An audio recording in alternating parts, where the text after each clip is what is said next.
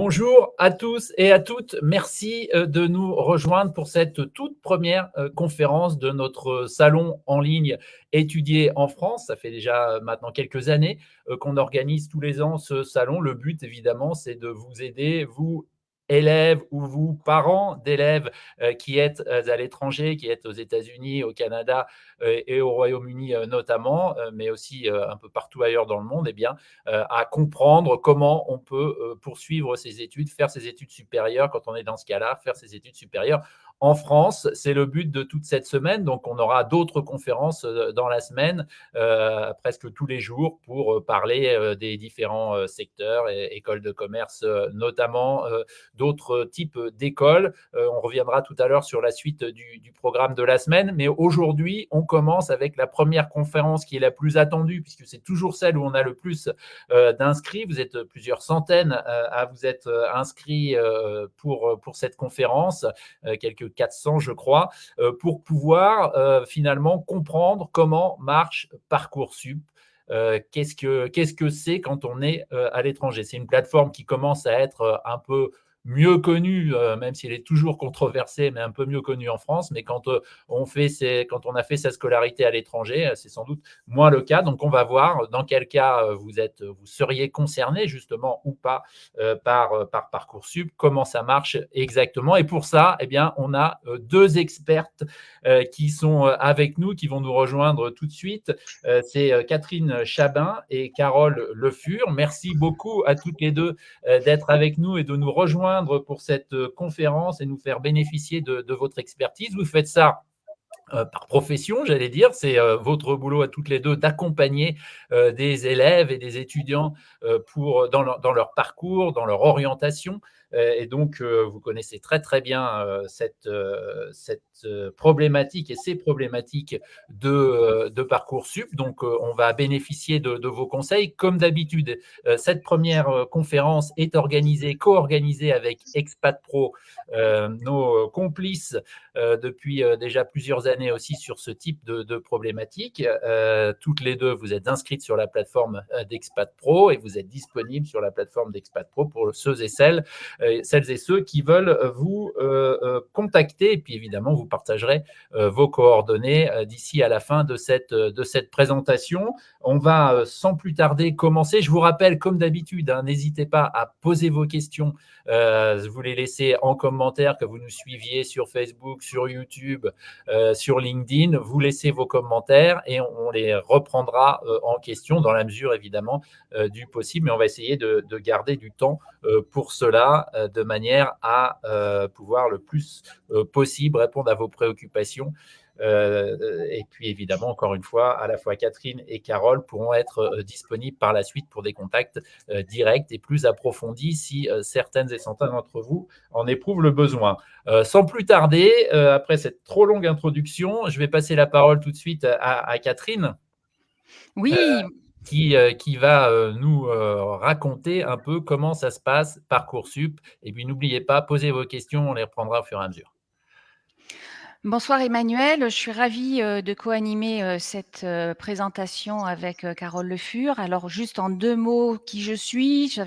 Je suis donc fille d'expatriée. J'étais expatriée petite et aujourd'hui je suis encore expatriée en Allemagne. Donc les problématiques de l'accompagnement des enfants d'expatriés sont mon quotidien parce que je suis coach professionnel et personnel et j'accompagne donc les jeunes de 15 à 30 ans et notamment sur les problématiques d'orientation. Voilà. Très bien, je me présente Catherine. Oui, bien sûr, Carole. Donc Carole Le Fur, j'ai fait mes études aux États-Unis, donc je connais bien le système et j'ai vécu en Asie. Voilà pour le côté expatriation. Aujourd'hui, je suis la dirigeante de Best Future et coach d'orientation et nous accompagnons les jeunes à construire leur parcours d'orientation scolaire et professionnel à partir de la seconde et jusqu'à leur premier job, que ce soit en France ou à l'étranger. On va peut-être rentrer dans le vif du sujet. Alors, moi, petite introduction, avant de rentrer définitivement dans le sujet, je souhaitais, vous partager le fait que la construction du projet d'orientation repose sur 3 piliers. La connaissance de soi, la connaissance des métiers et la connaissance des formations, et c'est ce sur quoi on va travailler ce soir et on va vous informer ce soir. Mais au tout premier lieu, j'ai besoin d'une petite seconde de pause pour travailler sur la connaissance de soi. Carole? Voilà. Le projet à constituer va demander un temps de réflexion. Donc, vous avez sur cette slide quelques questions. C'est une liste non exhaustive, évidemment, de questions que le jeune doit pouvoir se poser tranquillement pour pouvoir mettre en place son projet d'orientation. Avec ces questions, il va éventuellement et peut-être vraisemblablement sûrement s'orienter vers des métiers ou des domaines professionnels. Carole, pour la slide suivante. Voilà, la connaissance des métiers. C'est l'autre pilier dont je vous ai parlé, et une fois que, on a un domaine professionnel de prédilection, l'idée est d'aller rencontrer un professionnel. Alors c'est pas toujours évident, il faut faire appel à son réseau amical, à son réseau professionnel. Et on va faire ce qu'on appelle une enquête métier et rencontrer donc le professionnel, lui poser plein de questions. Donc il faut préparer une petite liste de questions avant cette rencontre. Donc c'est pas toujours très simple d'avoir des idées de métier. Et je vous propose une application qui est toute jeune sur les réseaux, qui s'appelle Willby, qui permet de vivre la vie d'un professionnel et sa journée de professionnel. Donc pour les jeunes, c'est une application, c'est très ludique et c'est vraiment très bien fait. Autre plateforme que je peux recommander, c'est My Job Glasses, qui est une plateforme de rencontre de professionnels. Il y a 63 000 professionnels qui sont là pour répondre aux jeunes bénévolement sur 1 rendez-vous, 2 rendez-vous, 3 rendez-vous. Donc pour faire et constituer sa recherche dans les métiers, il y a plusieurs possibilités et voilà, c'est ces 2 petites plateformes que je peux vous soumettre ce soir. Maintenant, on va rentrer dans le détail avec Carole. Parcoursup, ami ou ennemi? Alors, pour le troisième pilier évoqué par Catherine, hein, la connaissance des formations, bien évidemment, Parcoursup, très utile. Alors, Parcoursup, on l'aime bien ou on l'aime pas? Je crois qu'on a à peu près tout entendu sur Parcoursup, tout et son contraire, hein. Quand on prononce le mot Parcoursup, c'est parfois diabolisé, parfois encensé, ça dépend. Moi, je dirais que l'époque où chacun devait aller déposer son dossier scolaire photocopié en X exemplaires et aller faire la queue le jour J devant l'université visée, c'est un peu dépassé, hein. En 2023, il est plutôt rassurant de voir que l'enseignement supérieur vit avec son temps et que l'on a accès désormais aux études après le bac et que c'est désormais facilité par cette plateforme. Donc moi, ma réponse serait plutôt Parcoursup, un ami. Voilà, de mon point de vue, je trouve que Parcoursup est un outil, c'est un simple outil, c'est un outil relativement simple, hein, avec beaucoup d'informations, certes, mais que je qualifierais d'utile, forcément. Alors, Parcoursup, là, je suis rentrée un petit peu dans les détails, hein, et c'est important que vous ayez ces éléments. Donc, il est nécessaire de bien comprendre que Parcoursup ne trie pas les candidatures et ne choisit pas les admis. Parcoursup, c'est juste une boîte aux lettres, finalement. Parcoursup ne décide absolument rien. Donc ça, c'est vraiment important à comprendre parce que ça dédramatise aussi la fonctionnalité de Parcoursup. Donc, Parcoursup vous permet de déposer des vœux. Donc, une fois que vous aurez fait tout le travail qui a été évoqué par Catherine en amont, de disposer de votre dossier scolaire officiel, de faire le choix des formations qui intéressent votre enfant et finalement de le signifier aux établissements scolaires qui sont concernés. Puis Parcoursup communique les réponses des écoles. Et enfin, Parcoursup vous permet de répondre à ces propositions. Voilà, je pense qu'expliquer comme ça, c'est relativement simple. On verra si vous avez des questions plus tard. Alors, ce qui est moins simple sur Parcoursup, ce sont les règles, c'est-à-dire les règles qui encadrent ce processus, et notamment les dates butoirs. Alors là, il y a un certain nombre de dates butoirs. Moi, je dirais qu'il faut en retenir 2 principales. Les 2 dates à retenir, c'est le 14 mars, date à laquelle vous devez avoir inséré les cursus choisis par votre ado. Car à partir de cette date, vous ne pouvez plus en ajouter. Puis, seconde date à retenir, le 3 avril, qui est la date à laquelle tout le Parcoursup doit impérativement être finalisé, puisque là, on ne peut plus rien modifier. Alors, si je reviens en arrière, je voulais juste signifier ces 2 dates qui sont pour moi primordiales. Parcoursup va ouvrir le 20 décembre, mais vous ne pourrez rien faire, vous n'aurez pas accès au dossier, c'est juste pour le consulter. À partir du 17 janvier, là, vous aurez accès au dossier personnalisé en vous inscrivant avec un code qui vous est communiqué par le lycée, vous avez toutes les informations. Entre le 17 janvier et le 14 mars, donc là, c'est l'élaboration de la liste de vœux, donc cliquez. Après le 14 mars, la finalisation de tous les écrits, dont nous allons parler aussi dans cette présentation, jusqu'au 3 avril. Et à partir du 30 mai, là, vous commencerez à avoir les admissions, les admissibilités de vos ados. Voilà, mais retenez 2 dates. C'est vraiment ça qu'il faut retenir. 14 mars, 3 avril. Et je laisse la parole à Catherine. Oui, qui est concerné par Parcoursup? On va commencer par qui n'est pas concerné par Parcoursup.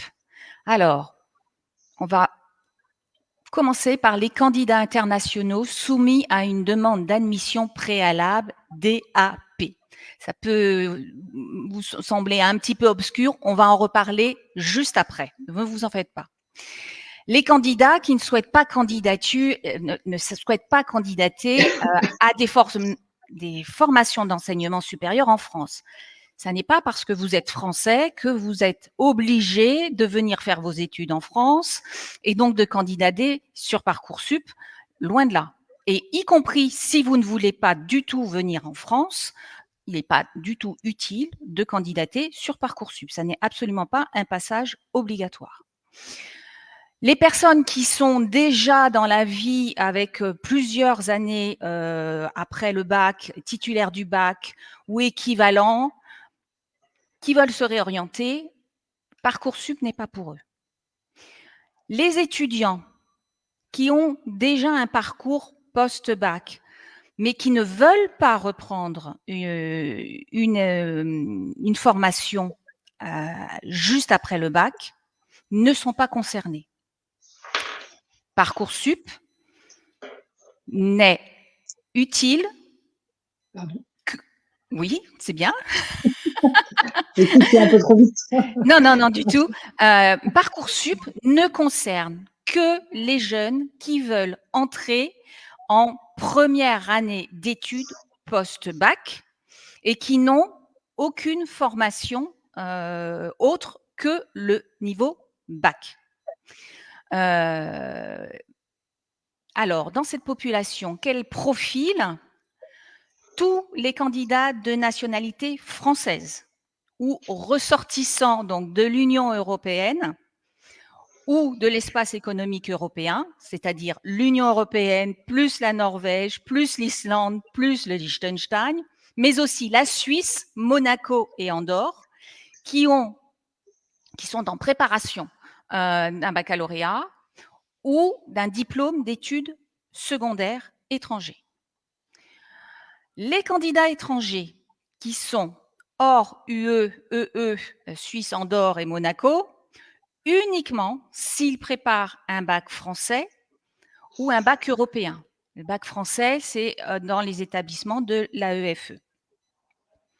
Pour tous les autres candidats étrangers, eh ben, eux, ils vont passer par Campus France et la procédure études en France, et ils feront une demande d'admission préalable, celle dont j'ai précédemment parlé. Et il faut savoir que la date butoir est le 15 décembre pour cette population. C'est un peu technique, mais il faut bien le préciser.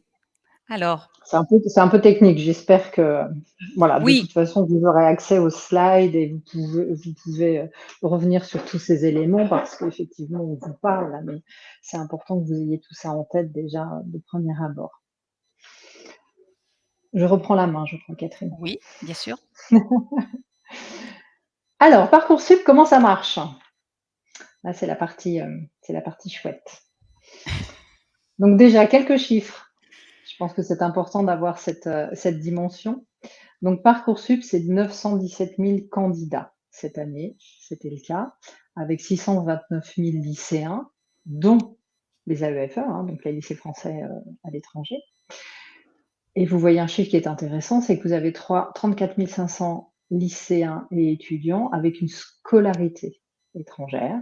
Et puis après, je parle des étudiants, vous avez des étudiants en reprise d'études. Donc ça, sur ce que disait Catherine, ce sont bien des personnes qui ont arrêté leurs études à un moment donné et qui souhaitent revenir à zéro dans le système, ainsi que les 163 000 étudiants qui sont en recherche d'une réorientation.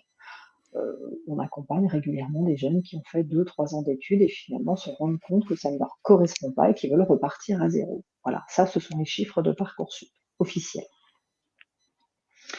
Maintenant, les formations. Donc là, on a listé les formations qui existent sur Parcoursup. Donc à gauche, vous avez les formations elles-mêmes, donc les licences, toutes les licences confondues, donc l'accès aux études de médecine, passe, tout ce qui est infirmier, paramédical. Alors vous avez aussi du paramédical qui est uniquement hors Parcoursup, mais là on considère uniquement ce qui est sur Parcoursup. Les BTS, les BUT, les classes prépa, les écoles d'ingénieurs, des cursus qui sont spécifiques, qui existent maintenant depuis quelques années, qui sont les cursus en master directement ingénierie, les écoles de commerce, post-bac, qui font partie souvent de concours, Accès, César, Écricom, les Sciences Po, les écoles nationales de veto, tout ce qui est art et design, dans une certaine mesure. Vous avez beaucoup d'écoles qui sont hors Parcoursup, et les écoles d'architecture. Donc là, vous avez la liste des formations qui sont sur Parcoursup. À droite, je vous ai mis le classement des 15 formations qui sont les plus demandées. Et ça, c'est très intéressant parce que ça vous permet quand même d'avoir quelques éléments, notamment sur le sélectif. Donc sur Parcoursup, il faut savoir qu'il y a 12 millions de vœux qui sont confirmés. Cette année, en l'occurrence, il y avait 12 millions de vœux pour 917 000 candidats, ce qui signifie je crois 13 vœux à peu près, et sous-vœux, puisqu'on a droit qu'à 10 vœux, mais 13 vœux et sous-vœux pour chaque étudiant. Donc ça, c'est vraiment important d'avoir ces éléments parce que ça vous permet d'identifier aussi dans quelle mesure vous devez faire attention au niveau du dossier scolaire. Plus vous vous adressez aux vœux les plus demandés, plus effectivement la sélection est importante.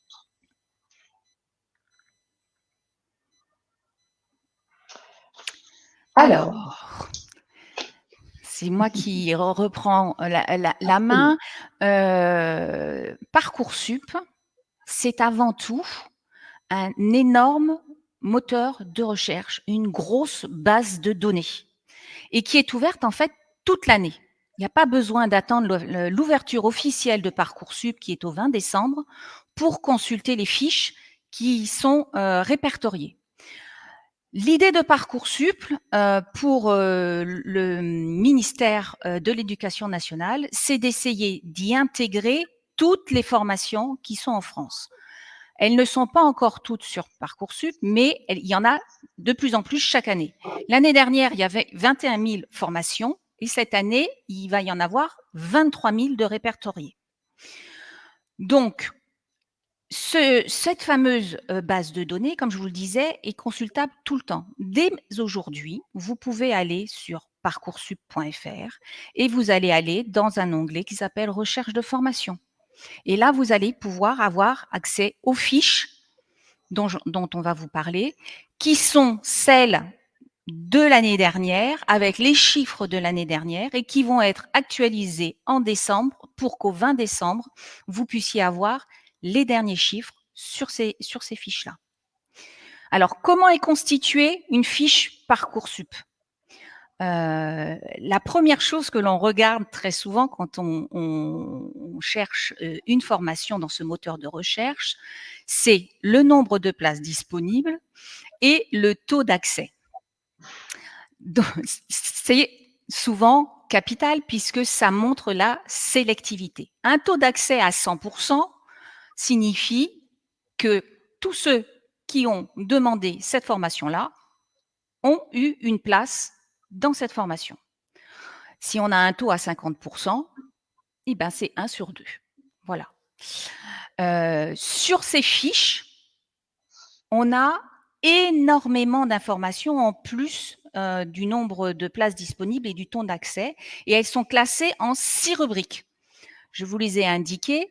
Une présentation de la formation, un lien vers le site, ce qui est quand même indispensable, savoir si c'est du public ou du privé, les frais de scolarité, les bourses, les langues enseignées, les options, aussi les journées portes ouvertes, qui ne seront pas inutiles de connaître parce que parfois elles sont quand même faites en distanciel pour vous, gens éloignés de la France.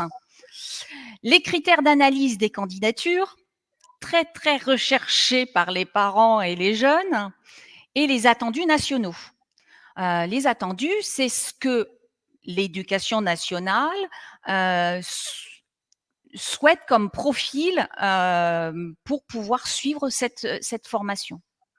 Les modalités de candidature, s'il y a des épreuves écrites, des oraux, voilà, tout ça était indiqué. Les chiffres clés de la formation, donc le nombre de candidatures et le rythme d'envoi des propositions d'admission. Ça, c'est pour la suite, une fois que les premières admissions sont tombées, le rythme dans lequel la formation se remplit. Le contact avec l'établissement et surtout avec les étudiants ambassadeurs, parce que sur chaque fiche, il y a un lien avec des étudiants ambassadeurs pendant la durée de Parcoursup. Alors aujourd'hui, il n'est pas encore activé, il faudra attendre le 20 décembre, mais comme je vous disais tout à l'heure, il est important de faire une recherche métier. Ben, il est aussi important de prendre contact avec des étudiants d'une formation à laquelle on pourrait avoir envie d'aller. Et sur ces fiches-là, à la fin, pour vous donner des idées, il y a aussi la possibilité de consulter des formations similaires, assez peu différentes, mais dans le même domaine. Donc, n'ayez pas peur de Parcoursup. En tout cas, pour ce moteur de recherche, il est vraiment extrêmement aidant. Moi, je l'utilise au quotidien avec les jeunes que j'accompagne. Donc, c'est un vrai plus plutôt que d'avoir à chercher des informations un peu partout sur le net. Voilà. Alors, vous avez entendu parler des fameux 10 vœux, 20 vœux, sous-vœux, voilà. Parcoursup, on est censé renseigner au maximum 10 vœux. Je parlerai des sous-vœux par la suite.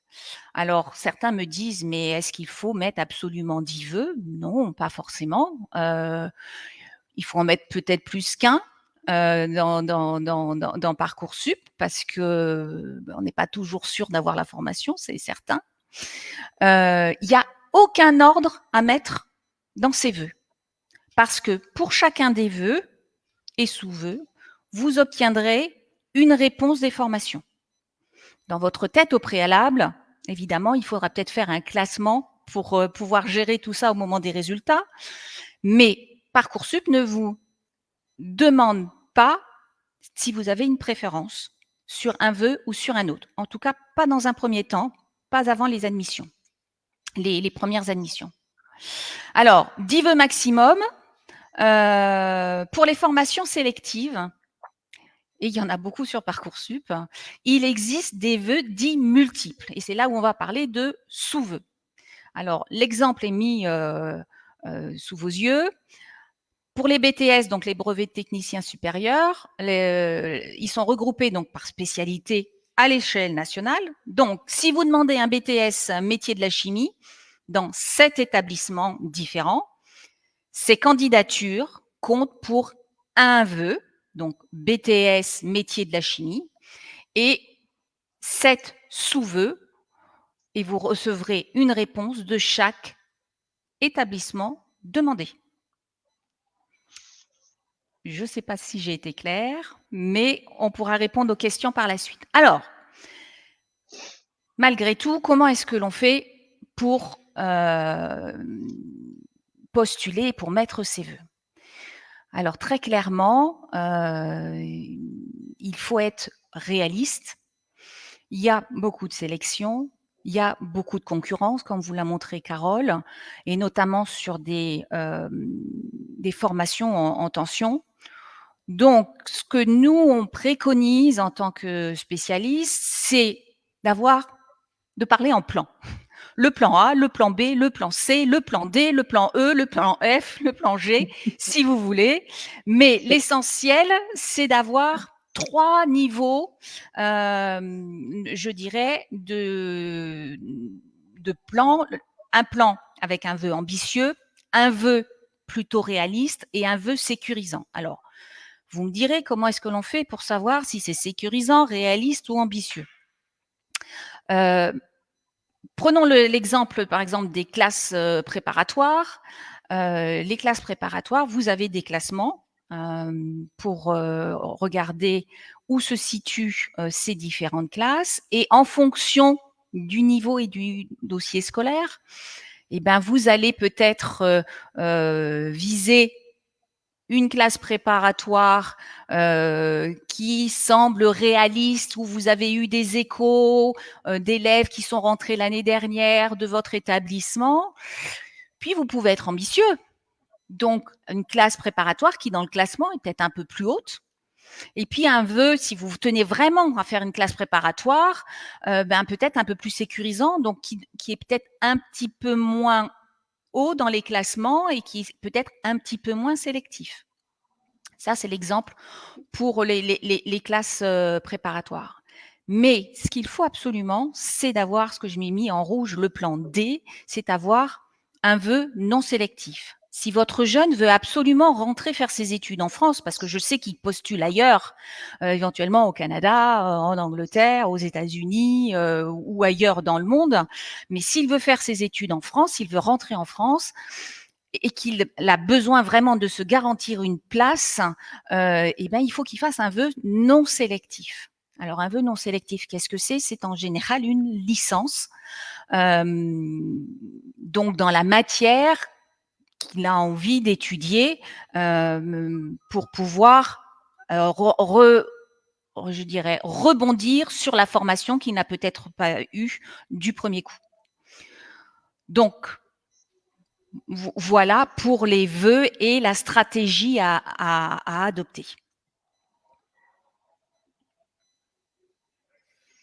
La stratégie. Alors la stratégie, elle dépend bien évidemment des vœux, mais elle dépend aussi des écrits.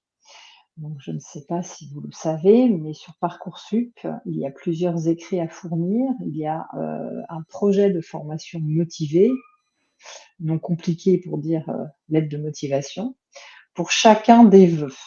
Pas des sous-vœux, mais des vœux. Et des rubriques. Des rubriques qui sont citées ici. Alors, pourquoi j'ai mis une recette de cuisine fait très bien l'affaire? Parce que l'année dernière, il y avait un TikTok, une vidéo sur TikTok qui circulait d'une jeune fille qui disait qu'elle avait eu son premier vœu alors qu'elle avait mis une recette de cuisine dans sa lettre de motivation.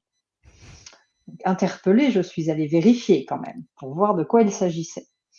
Et là, effectivement, je me suis aperçue que la jeune fille en question avait postulé dans une filière, dans une licence non sélective en province où 100% des étudiants étaient admis.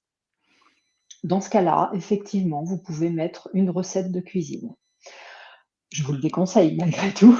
Je pense que c'est pas très judicieux, mais c'était pour la petite histoire. Donc non, il faut passer du temps avec vos ados pour faire et les faire accoucher de ces écrits. C'est très important, d'autant plus qu'en écrivant, ils sont obligés de se renseigner encore davantage, d'aller faire des recherches et finalement, dans certains cas, peuvent s'apercevoir que la formation qu'ils voulaient éventuellement mettre sur Parcoursup ne leur correspond pas. Donc c'est très intéressant de leur faire le travail. Et pour les rubriques, donc il y a 4 rubriques essentielles, hein, les expériences d'encadrement ou d'animation, l'engagement citoyen, engagement environnemental, humanitaire, l'expérience professionnelle. Donc normalement, ils ont tous fait des stages, même si ce ne sont pas des stages qui durent un mois, bien évidemment, à leur âge, mais en tout cas des stages d'observation ou des petits jobs. Et l'ouverture au monde. Bon, là, pour vous, c'est plutôt facile, hein, puisque on y met tous les parcours un peu spécifiques et notamment, on capitalise beaucoup sur l'international. Donc, ne prenez pas ces écrits à la légère, surtout.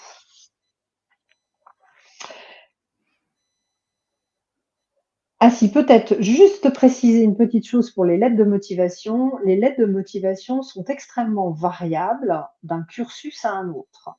Dans une licence, on va dire classique, la lettre de motivation fait 1500 caractères, ce qui est un petit paragraphe, à la fois pas très compliqué et en même temps esprit de synthèse. Donc c'est pas toujours facile pour nos jeunes.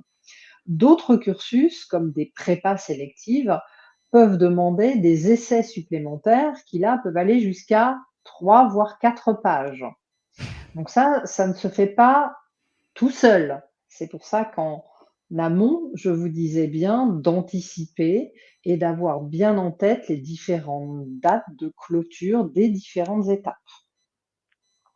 Voilà. Et puis Sciences Po, hein, Sciences Po, c'est encore autre chose puisque là, il y a 3 écrits à fournir et qu'on est encore dans une autre dimension et là, il faut pas anticiper, il faut encore plus qu'anticiper.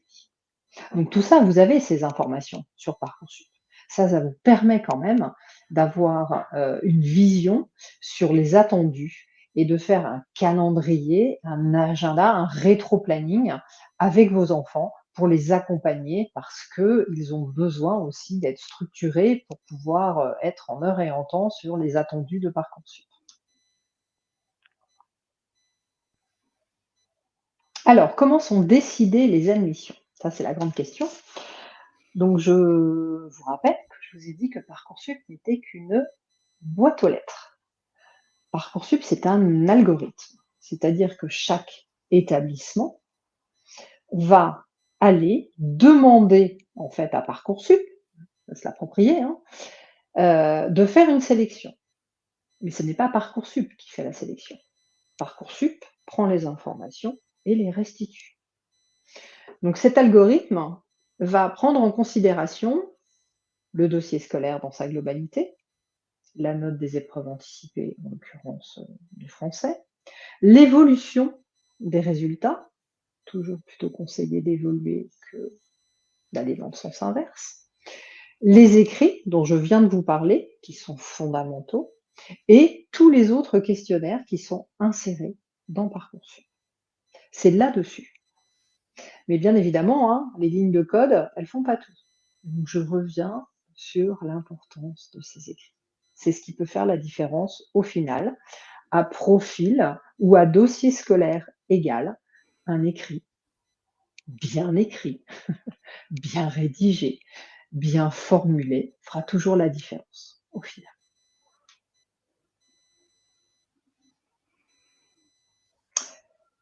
Alors, les candidatures hors Parcoursup. Donc ça, on l'a plusieurs fois évoqué aussi avec Catherine, hein. Sur Parcoursup, vous ne trouvez pas tout. Vous pouvez aussi, et il existe encore un certain nombre d'établissements qui ne sont pas sur Parcoursup pour différentes raisons. Aujourd'hui, ça s'est relativement restreint puisque vous avez quand même 23 000 formations qui y sont. Mais toutefois, et je reviens dans la présentation de Catherine sur le plan A, B, C, D, donc là, on est bien sur Parcoursup. nous, on vous conseille, en tant que coach d'orientation, de faire des vœux hors Parcoursup. Ça vous permet d'avoir quelque chose de rassurant, à la fois pour vous et pour votre enfant. Donc vous avez ces cursus qui proposent des admissions spécifiques, indépendantes. Donc là, je ne peux pas tous vous les citer, c'était absolument impossible. Mais là, il faut aller regarder sur chacun des sites de ces écoles. Certaines admissions sont déjà ouvertes. J'ai déjà des jeunes qui sont admis dans certaines écoles pour la rentrée 2024.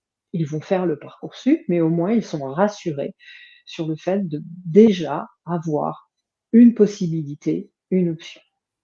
Quand vous avez un profil à l'international, c'est d'autant plus facile parce que souvent les concours ont lieu à distance et les oraux se font par visio.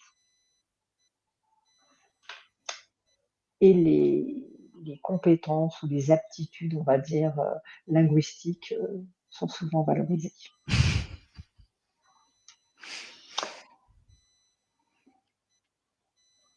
Je Oui, reviens un petit peu, Carole, sur le fait qu'il y a certaines formations qui sont sur Parcoursup, mais qui ont des conditions d'admission qui sont très particulières avec des modalités différentes pour les gens qui sont à l'international. Voilà. exactement. Tout à fait. Parce Très que juste de le notifier. Ouais, exactement. C'est vrai que ça, c'est un élément qu'il faut prendre en considération. Et encore une fois, Parcoursup signifie tout ça. Donc c'est assez intéressant d'aller chercher l'information. Hors Parcoursup. Alors, comment s'informer? Donc évidemment, il y a tout ça, hein, Parcoursup, hors Parcoursup, mon profil, international. Évidemment, ça vous semble peut-être un petit peu flou. Très simple, contactez les établissements si vous avez des doutes. Sur Parcoursup, vous disposez de tous les contacts des référents sur chaque typologie de cursus. Et franchement, moi je le fais régulièrement, hein, vous posez un certain nombre de questions, ils sont très réactifs. Donc vous pouvez totalement faire des mails et évaluer la pertinence du dossier. Vous pouvez aussi contacter des ambassadeurs, des anciens élèves. Donc ça, Catherine en a parlé, hein, puisque vous avez la possibilité de le faire. Parcoursup, alors il y a une grosse machine sur Parcoursup avec une messagerie. Ils répondent.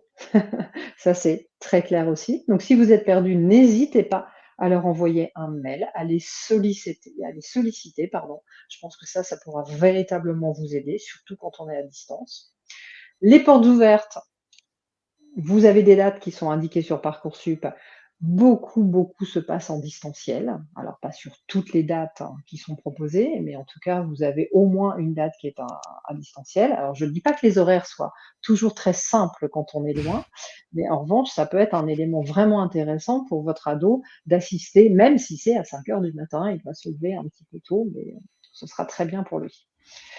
Et puis, nous vous conseillons aussi de vous abonner à Parcoursup, hein, sur les réseaux sociaux, donc Insta. Ils postent beaucoup d'informations et ça vous permet de les visualiser en temps réel.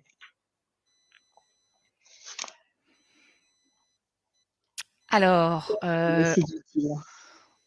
pour justement continuer de vous informer et vous aider à vous informer, on a fait une petite liste des sites que l'on utilise fréquemment avec les jeunes que l'on accompagne. Alors, tout premièrement, le site de Parcoursup, évidemment, déjà pour vous informer sur le moteur de recherche. Il existe aussi un site de simulation de Parcoursup. Alors ça, si vous rentrez dans ce site-là, ça va exactement vous mettre dans les conditions que vous aurez quand Parcoursup va ouvrir, avec comment faire son dossier, quel nom, quelle adresse. Et pour ça, j'ai une petite attention à ce niveau-là. Quand vous remplirez Parcoursup, on va vous demander une adresse email, donc l'adresse email du jeune, parce que Parcoursup envoie des messages très régulièrement.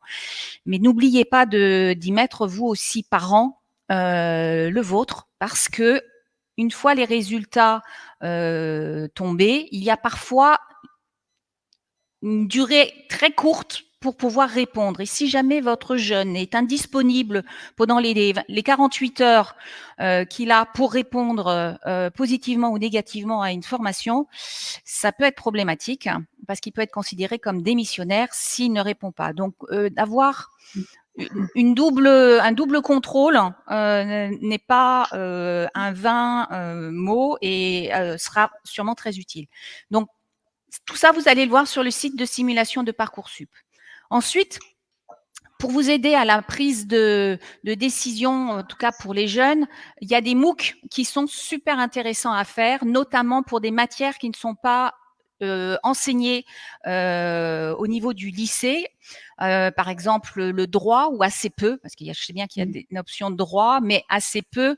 Il y a quelque chose qui est fait par un MOOC qui est fait par exemple par Assas, qui est vraiment très très bien sur le droit et sur les études de droit. On a la même chose pour la psycho. Donc Fun MOOC, qui est fait par France Numérique, est très intéressant. Le podcast de l'orientation, ça c'est plus à destination des parents, mais aussi des jeunes, parce qu'il y a notamment des témoignages de jeunes qui témoignent de leur première année de formation, donc que ça soit en médecine ou ailleurs. Le Web TV, le Campus Channel, là aussi très intéressante de voir les interviews des différentes formations et avec la possibilité de pouvoir poser des questions quand elles sont faites en live. Sinon, on peut regarder les replays. Et deux plateformes dont j'ai déjà parlé, Willby et My Job Glasses. Pour les parents, les pages Facebook qui ont encore Facebook, mais ces deux pages-là fonctionnent très très bien avec une grosse communauté. Mon bébé passe le bac. Et là, vous allez pouvoir poser toutes les questions que vous voulez et vous aurez plein de réponses de parents, notamment par rapport aux histoires de niveau avec les jeunes qui sont rentrés dans les formations. Mais quel niveau avait-il quand il est rentré dans cette formation? Pour l'histoire des plans A, plan B, plan C, plan D, là. Et puis, des choses que peut-être vous connaissez déjà, qui sont l'ONICEP, le CIDJ, le site de l'étudiant, notamment, entre autres, pour certains de ces classements, et la plateforme Totis Media aussi, qui est très aimée des jeunes. Donc voilà, on a essayé d'être concise, mais vous faire une slide avec tous les sites d'information, je dirais. Et alors, pour clôturer Parcoursup, eh ben, notre conseil est vraiment d'essayer de le faire au moins 10 jours à l'avance. Parce qu'en plus, très souvent, la plateforme, elle bug dans les derniers jours parce que évidemment, tout le monde se connecte dans la dernière semaine, voire les 2 derniers jours. Donc, pensez-y, essayez de faire en sorte que les dossiers soient remplis et notamment les vœux pour la date butoir du 14 mars. Ensuite, vous finirez de remplir les dossiers, de compléter les dossiers jusqu'au 3 avril. Mais si vous pouvez le faire avant, c'est nettement mieux. Et puis, comme je disais tout à l'heure, avec dans les plans ABC, soyez un petit peu ambitieux, osez, et puis soyez cohérents avec vos vœux. N'essayez pas de dire bon, je prends pas de décision aujourd'hui, alors du coup, je suis intéressé par médecine, mais je suis aussi intéressé par un ingénieur. Puis, et pourquoi pas une école de commerce? Ça, vous pouvez le faire. Mais au moment des résultats, vous serez confronté à vos choix.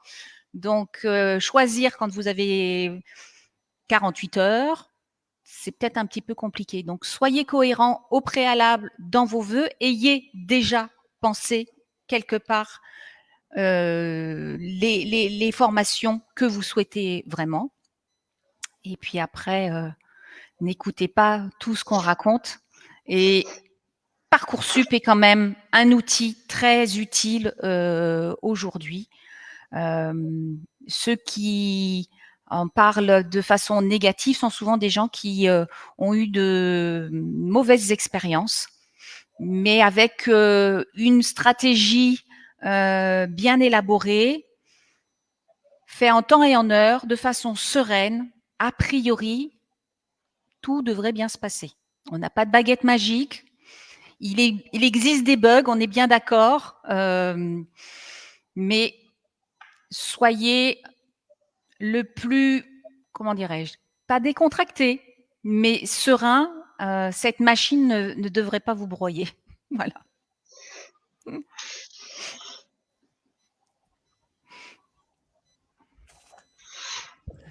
Merci beaucoup. Merci à toutes les deux de cette présentation très intéressante, très complète. On va prendre un peu au fur et à mesure qu'elles sont arrivées les questions. Continuez à nous les poser. Il nous reste un quart d'heure pour y répondre autant que possible.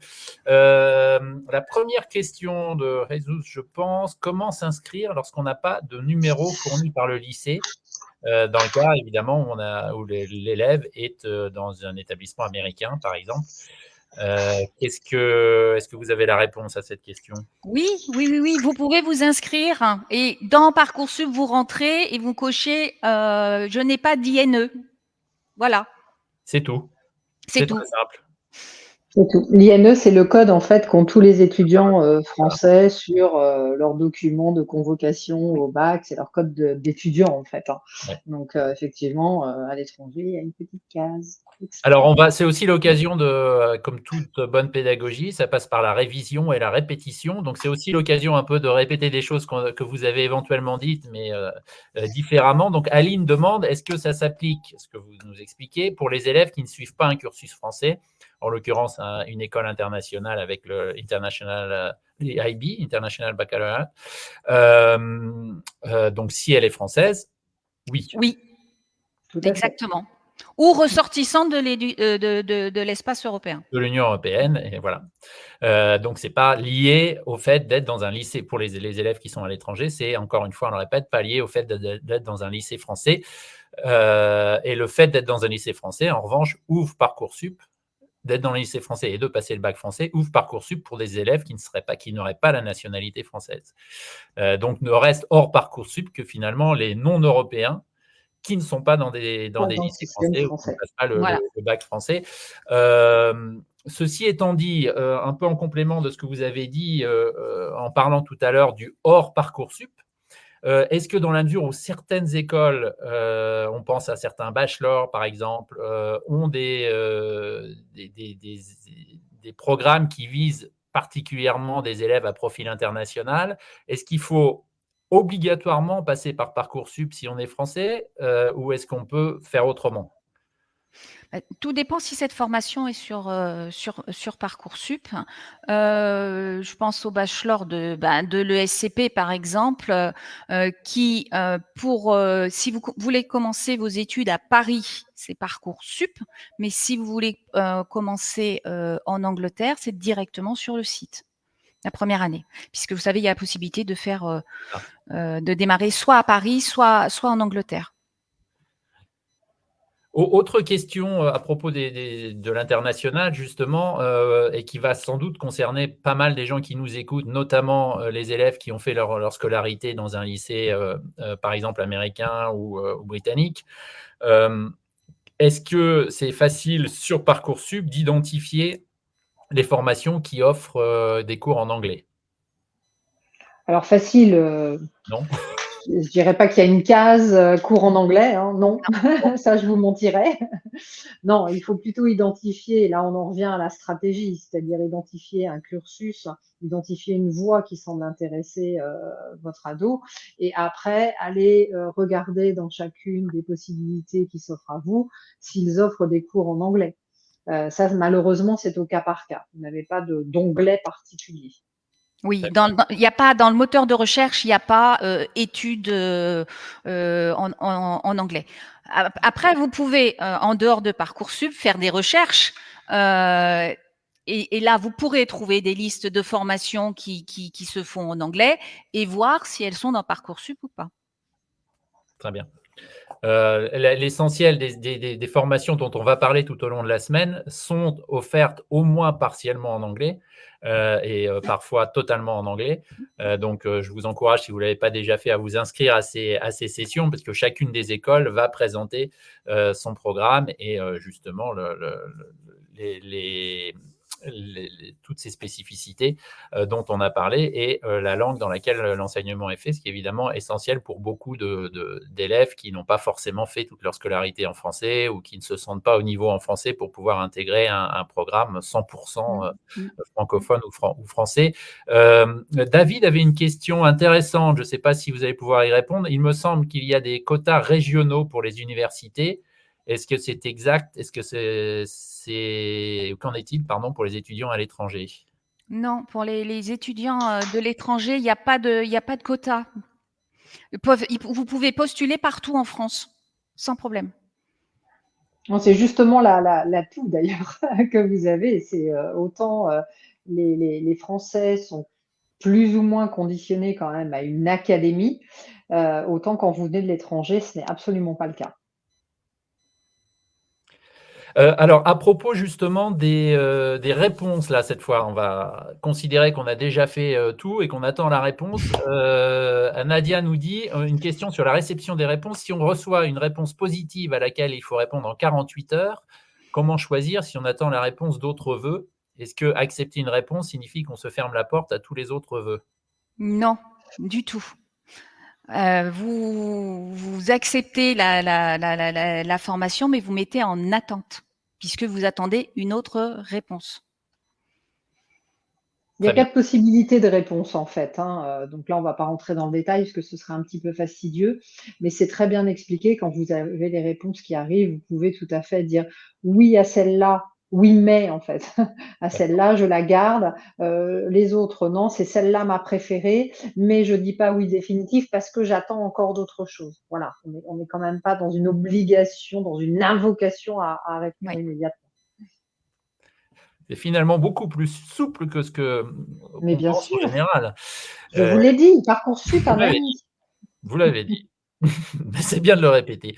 Je vais regrouper les questions d'Olivier et d'Aline qui finalement se regroupent un peu à propos des diplômes, des gens qui ont un diplôme de fin d'études secondaires qui ne soit pas le baccalauréat. Dans quelle mesure c'est reconnu pour rentrer dans une filière française? Est-ce qu'il y a une liste qui existe? Voilà, comment ça se passe?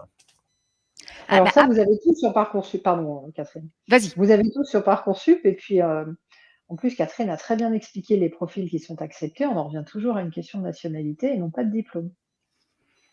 Là, on parle. Je ne pense pas qu'on parle de la question de rentrer sur Parcoursup ou pas rentrer pour Parcoursup. La question, c'est plus spécifiquement, est-ce que si j'ai un high school diploma quelconque aux États-Unis, est-ce que ça va être reconnu comme un diplôme secondaire qui va me permettre d'entrer dans telle université ou dans telle école?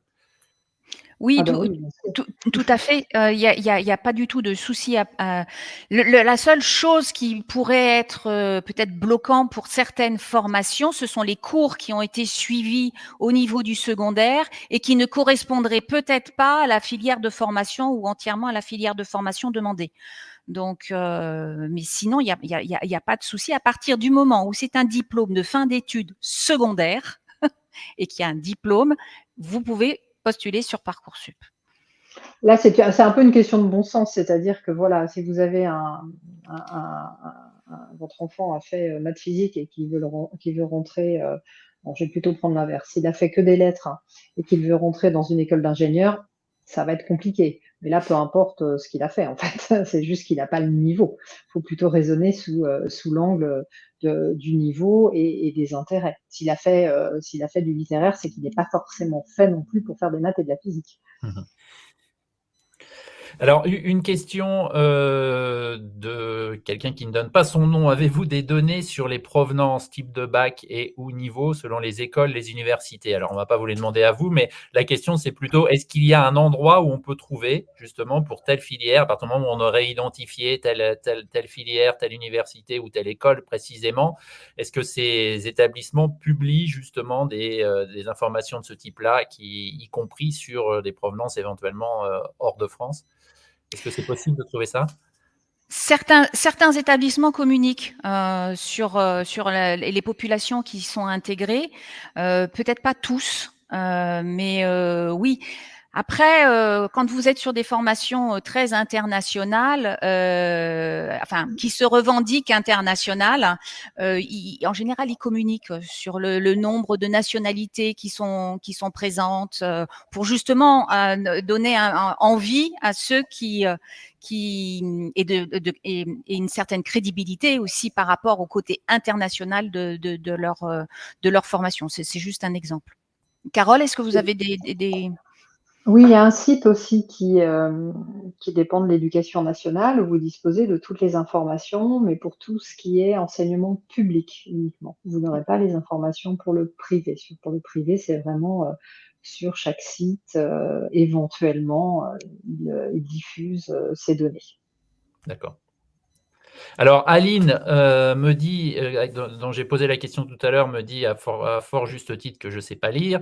Et la question était plutôt sur le niveau de français requis plutôt que le diplôme, sur le niveau de français requis pour un cursus en français, justement.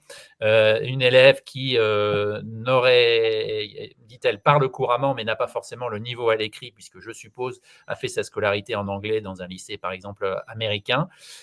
Comment est-ce que là, on est à la fois dans Parcoursup, mais on est peut-être plus dans le conseil d'orientation, justement. Comment vous conseillez les élèves qui sont dans ce cas-là? Quels sont les types de cursus à conseiller ou au contraire à déconseiller?